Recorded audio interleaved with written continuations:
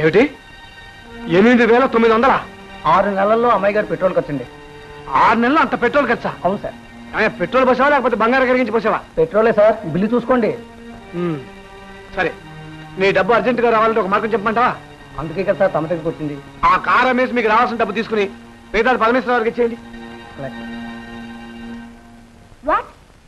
నా కారు అమ్మేశారా? అవునమ్మా. అసలు కారు అమ్మింది ఎవరు? ఎవరిని అడిగి అమ్మారు? బిల్స్ నెలల కొద్దీ పేరుకుపోతున్నాయని మీ వారిని కలవమన్నారు మా ఓనర్ గారు. కలిశాను. కారు అమ్మేయమన్నారు. ఈ బుక్ సాయంకాలం ఇస్తా ఉన్నారు. ఎంత ఇదైతే మాత్రం మీ ఆయన నీతో చెప్పకుండా ఇంత పని చేస్తాడా? అత్త సొమ్ముని అల్లుడు దారిపోసాడంటారే, మీ ఆయన కరెక్ట్ గా ఆ పనే చేశాడు. అదే నేనైతేనా? అల్లుడు గారు కారు అమ్మేయమన్నారా? అవును సార్. ఈ చెక్కు నాకు ఇవ్వమన్నారా? అవును సార్.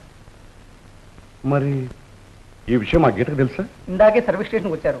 ఈ విషయం తెలిసి కోపంగా వెళ్ళిపోయారు సార్. సరే, నువ్వు వెళ్ళి.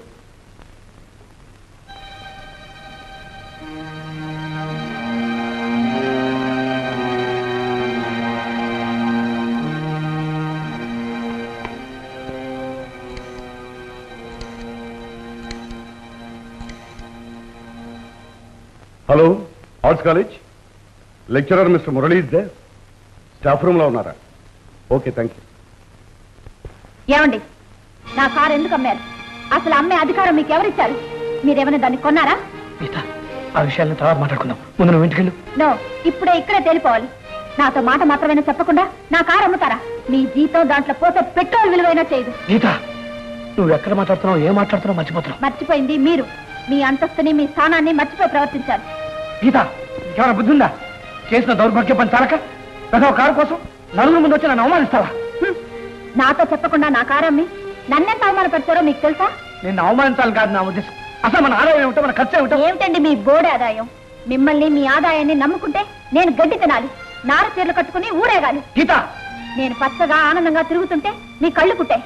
నన్ను చూసి ఓర్వలేక ఇంత నీచానికి నన్ను నన్ను కొడతావా? నా మీద చేయి చేసుకునే స్థితికి వచ్చావా?